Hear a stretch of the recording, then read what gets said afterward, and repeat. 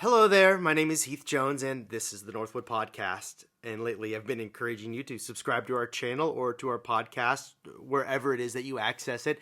And the good news is, seems like you are doing it. I've noticed that there have been some new subscribers and some new people following, and thank you so much. But in case you still haven't, please subscribe to our YouTube channel, or you can follow or subscribe our podcast, or maybe even leave a comment or a suggestion, a thumbs up or a thumbs down. These sorts of interactions are meant to drive traffic our direction, at least that's what I'm told, which would be nice. But also, your feedback will help us do a better job. And to learn more about Northwood Christian Church and our ministries and the ways that we hope to and continue to make the world a better place, please visit our website at www.indyncc.org. That's indyncc.org. Or if you'd like to contribute financially, you can find a link in the description in the video or the podcast. But moving on. If you've been tracking with us these past several weeks, you'll know that we are right in the middle of a series on the Lord's Prayer. And more specifically, we're trying to take more seriously the implications of the line that goes, "May your kingdom come, may your will be done on earth as it is in heaven." That's verse 10 of Matthew chapter 6. And more specifically, we've been trying to imagine what it would be like for Northwood to do an even better job of using our in-house resources to bring God's realm near, to cultivate a community right here that bears a striking resemblance to the way things ought to be as God has intended. So, this series corresponds with our annual fundraising efforts, whereby we hope to raise money that we can use to cultivate a life-giving community, or to continue to cultivate this life-giving community here at Northwood Christian Church in Indianapolis, Indiana. So during the first week, we talked about the realm of God coming nearer. And then last week we talked about debts, our literal dollars and cents that we owe, and our daily bread, that is what we need to survive. And we talked about what those two things have to do with one another. This week, we'll be considering the 13th verse, which is most commonly translated, "and lead us not into temptation." But first, if you're listening to the podcast, here are some ads. And we're back. Or if you are watching on YouTube, you never left. Our passage for consideration today is the same as it's been the past 3 weeks. It's found in the 6th chapter of the Gospel of Matthew, and today we'll be reading verses 9 through 13. Verses 9 through 13, and it goes, "Pray then in this way. Our Father in heaven, may your name be revered as holy. May your kingdom come. May your will be done on earth as it is in heaven. Give us today our daily bread, and forgive us our debts, as we also have forgiven our debtors. And do not bring us to the time of trial, but rescue us from the evil one." There it is, yet again, the Lord's Prayer, and you may well know it by heart by now. We've been going over it for several weeks now, and you've probably said it countless times in your life if you've been somebody who goes to church. And last week, we considered the 11th and the 12th verses, those lines that call us to pray for not only our basic necessities, daily bread, but how our economic burdens keep people from possessing what they need to live well. We spoke last week about how daily bread could mean housing, healthcare, or quite literally food and water. But that 12th verse, "and forgive us our debts, as we also have forgiven our debtors." We should not divorce this prayer and the meaning of these words from its economic implications, if only we could. And the next line in the prayer seems to anticipate the trouble. "And lead us not into temptation," or as the New Revised Standard Version puts it, "and bring us not to the time of trial." And I fear that this part of the prayer is necessary because as we try our best to live into the values of Jesus, we will find ample reasons to doubt, to fear, to live out of anxiety. especially as it relates to our money, especially as we try to bring this Lord's Prayer alive by forgiving debts and helping people find their daily bread.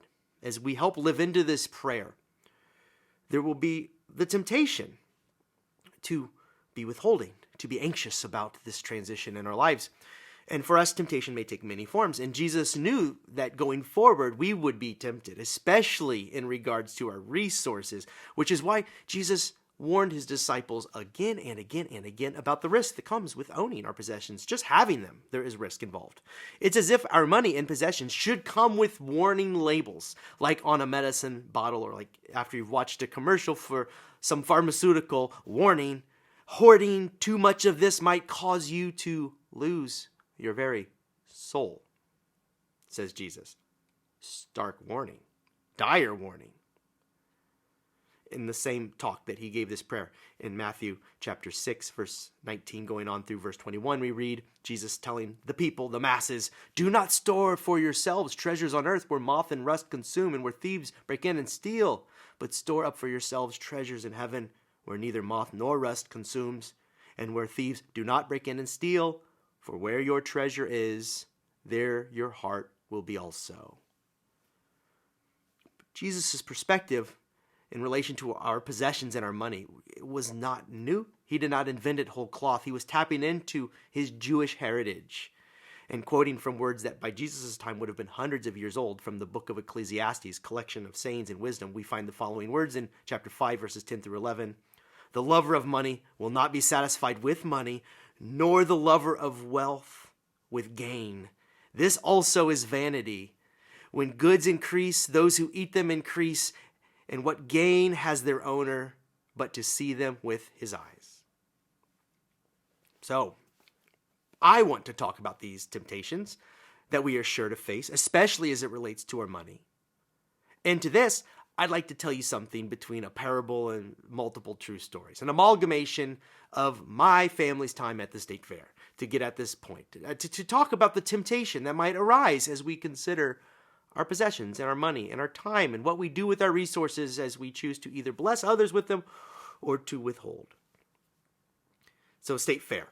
And rest assured, my children have been met with many temptations at the state fair. My wife and I echo the prayer that Jesus taught us when we make our way each year to that infernal money trap. Lead us and lead our kids not into temptation as we lead our kids into temptation.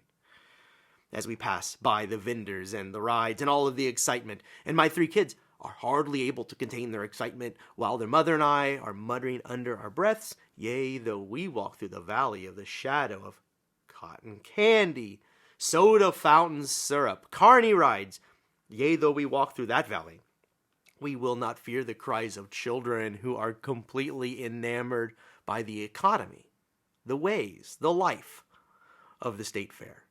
And it does have a way, a life, and an economy. The whole thing runs on tickets. And oh boy, does it ever run on tickets. And my kids know it, and they know that they want those tickets. They want all of the tickets, they think, at least up front. They are asking us the whole way to the fair, how many tickets do we get?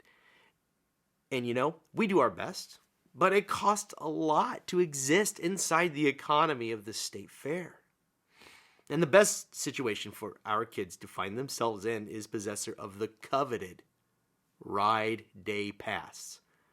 What it is a price that you pay up front on certain days, and the kids can ride as many rides as they want on that day. And for a kid, it's like having a line of credit with no limit. But still, everything else has a cost. Even that wristband that gets them limitless rides has a cost. And a lot that's there is garbage. Stuff that no one ever needs. Who needs a deep fried Oreo? And we bought some. And we loved them, but still, who needs a 32-ounce lemonade? Nobody on this planet Earth ever has. But we buy one, usually more than one, at least every year. And what I'm saying is we spend a lot on food. Is that daily bread?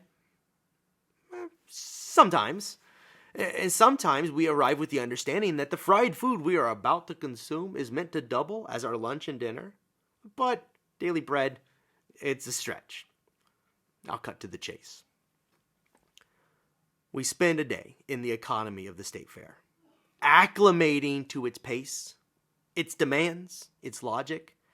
And there is no other place on earth where these tickets printed by this fair count as currency for food, for throwing darts at balloons, for riding a Ferris wheel, all of these items and activities, debatably pointless.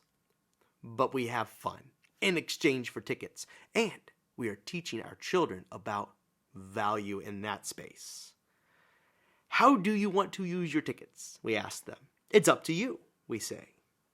You can use them all at once, or you can pace yourself. You can spend them all at one place, or you can drain them all into one ride, one that you like. Just keep joining the line, going round and round.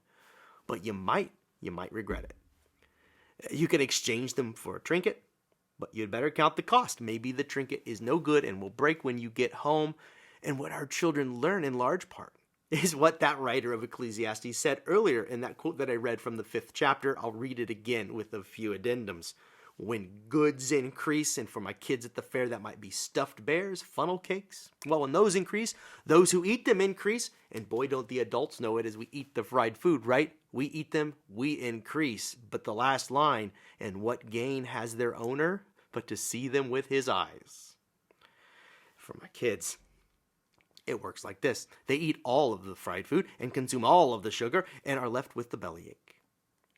They leave the premise with a few plastic toys and maybe a stuffed animal, only to have the toys break on the way home and the stuffed animal to collect dust until it begins to fall apart inevitably. They are learning the wisdom of Jesus' words that I quoted earlier about the futility of seeking and acquiring what moth and rust will eventually consume or destroy.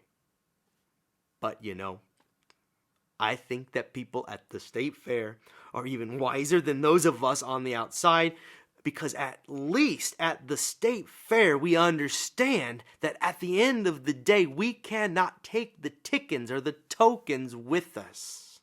And most that we gain there is fleeting and maybe even not worth the effort. Sanity seems to return at the exit of the state fair as people become aware of the leftover tickets in their pockets. What sense does it make to keep them, to leave with those tickets? They realize that they have spent their money on tickets, but now it's time to go. And guess what? Outside the economy of the state fair, these tickets are worthless. Maybe you've left an arcade or maybe the zoo or some other place, theme park, possessing tickets and tokens that hold little value outside of the economy where they are valued. At home I've got several tokens for the Fort Wayne Zoo. Shout out for the Fort Wayne Zoo. It's our favorite. But these tokens sit in my drawer. Tokens that will get me a ride on the Skylift, or my face painted, or a ride on the train, or some food to feed the goats. And I gotta say, a few tokens go a long way at the Fort Wayne Zoo. But they aren't worth anything to me in the drawer where they sit here, where I live in Indianapolis. But at the state fair, it doesn't even come to that. As you enter, you're in line, you're waiting, there's a good chance that someone will approach you and offer you their tickets as they make their exit. As I said, leaving is when the sanity seems to return, because the people offering their tickets at the exit know that by the time they arrive home, those tickets won't be worth the paper they're printed on. And so they try and offload them on some other kids so that they might, again, find a purpose. And at the end of the day, this contagion, this waking up, I say contagion, it's infectious, this awareness that the tickets aren't worth anything outside of the fair, but neither is the food either at the end of the day, unless it's eaten. And so the vendors start to give the food away. Have you ever been there at the end when the vendors discover that they've made more food and they have more in store than they can serve to paying customers, so that if you're in the right place at the right time, you might receive a free piece of pizza or a corn dog or an elephant ear. In one year, we were offered a funnel cake, but just after buying one, which does in part highlight the absurdity of the whole thing. I mean, I felt a little silly being offered something for free that I had just paid for. But it's good that the vendors do this, otherwise it's thrown away in the trash. And then what good is it? Then when you leave the state fair, what good is the food that is sitting behind in the dumpsters if it's not eaten? So they give it away. But then we leave the fair and we return to the real world. And in some ways, things are even worse out here. True, some vendors in the world outside, in the space out here, are selling us what we do need to survive. Costs are going up, but at the end of the day, we do buy food, water, shelter, currency. Translates as tickets. It's like tickets in the fair and cash in real life. It's what we need for the basics. This is the daily bread that we pray for in the Lord's Prayer. And these would be the equivalents of those selling water or perhaps food at the state fair, although I realize it's quite a stretch to talk about food that you actually need at the state fair. But let me stretch the analogy. And moving on, there are others in the real world once we leave who are selling us things that we really want to have, that we might make a reasonable case for owning, maybe to our spouse or to our friends or our children. But maybe we don't really need that good or that service. At the fair, that might be funnel cakes or some of the rides. Sure, they're nice. And at certain times, we'll make allowances. But this cannot be all of the time. And life for my kids will not become all funnel cakes and roller coasters or the real life equivalent of those things when they leave. They might enjoy those things for some time, but ultimately, they would not be good for them. Cakes and roller coasters have their place in the state fair. For me, that might translate as eating out or going to sporting events. It could be any number of things, and you know what those things are for you. But the point, too much of these things are not good for us or wise uses of our resources. You go into the state fair, you spend all of your money on corn dogs. Well, what good if spending all? But you watch people in the real world buy. It looks like that. And these are the things that you maybe sometimes need. There are countless purveyors of trash that we never need. But when presented to us in the right way by advertisements or effective sales techniques, we may well become obsessed. At the fair, my temptations lend themselves to the least healthy food. For my children, the challenge is to get them to resist the allure of blinking plastic toys like the ones they already have at home, cheaply made and ready to fall apart as soon as they are unpackaged. It's my job as a parent to help my kids navigate the terrain and to grow in wisdom. And you know what? I am hopeful because this year my eldest, 10 years old, was able to be more. I watched her. She was more selective and wise in her decision making, as she has learned some valuable lessons through the years. And we hope, as disciples of Jesus, that the same will be true of us as we leave conversations like this one, or after we've prayed the Lord's Prayer where we say, lead us not into temptation. We hope that we become more selective and wise in our decision making too, especially as it relates to our money and resources. But alas, you're at the fair, not to belabor the point, but everyone does offload tickets at the end because they know that those won't do them any good upon leaving. But in the real world, look at us. We hoard and we sit on resources. Imagine how foolish it would be. Imagine how it would look even to my children if someone at the fair made it their goal, their ultimate goal, to save and to keep as many of the tokens and tickets as possible. Imagine someone leaving the fair and turning to my kids with an entire roll of tickets, maybe two in tow, and exclaim loudly to them or anyone who wanted to hear or perhaps did not, "I've won. I've won the state fair. Look, I'm leaving with all the tickets." Even my children would correctly conclude that there was something wrong with that person's thinking, because they know what everyone knows. They know you can't take the tickets with you. And even when you could use the tickets on actual goods and services, most of what we consume at the fair or in life hasn't been worth the effort. Transition to the real world, and it's even worse. People spend their lives collecting as much money as they can to buy as much as they can. And the person who has the most at the end wins the game of life. You've played. There's literally a board game called the Game of Life where that is its operating principle, and you win when you have the most at the end. This is the way we live, and this is what we think of as wise, or so you'd think this was wisdom after watching the human race. Jesus says it is foolishness. Our culture sending this message that the one who has collected and kept the most tickets till the end wins the game. Foolishness. But the truth is, same as at the fair. When the party is over and everyone leaves, what good is it? I'm hoping that my children learn the right lessons for life from those kind individuals who ply them with leftover tickets as they exit. I hope they come to learn that those who are able to bless others out of the abundance of their possessions in the real world are the wisest people at the state fair and in life. I'm hoping that as they grow older, they will come to look at all of their possessions as they are learning to think of their tickets at the fair. Good for a season, good for the day, but best shared with others, and certainly with those who need what the tickets buy in order to survive. I'm hoping that we at Northwood, at our church, might learn the right lessons for life from those saints that we hear about, that we read about, who were able to resist the temptation toward stinginess, toward hoarding, toward greed, toward fear, anxiety, and instead they plied their neighbors with blessings out of the abundance of their possessions. These are the wisest people. Or, so says Jesus and any number of prophets in the Bible.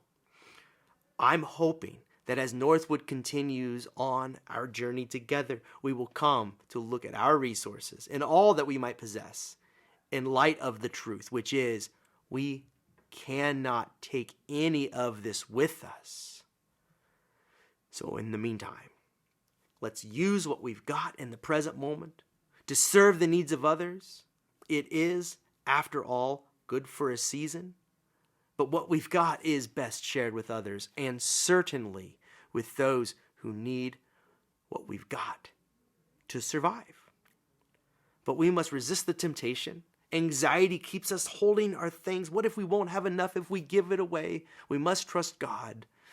So please, God, lead us not into temptation. As we pass by the vendors in life and the rides and all of the excitement, lead us not into temptation as we are subjected to an endless barrage of advertisements and products available for purchase. Lead us not into temptation, should we be so fortunate as to have the number in our digitized bank accounts tick up through the years. Do not allow us to behave as those who would keep tickets, tokens, money, or treasures far past the time of their usefulness to us. As we navigate our culture, its economy, and its temptations, please, God of the Bible, God of Jesus Christ, please lead us not into temptation. And for our church, for Northwood Christian Church, lead us not into temptation. Temptations to fear, temptation toward anxiety, temptations to be timid and withholding with our resources at a time in history when we've been called to be bold in our sharing and in our generosity. So please, God, lead us not into temptation. And the prayer is even now being answered. I believe this prayer is even now being answered as we are finding the courage to live, to give, with even more courage. And remember, we cannot take it with us. So let us give it all away, or as much of it as we can before this party is over.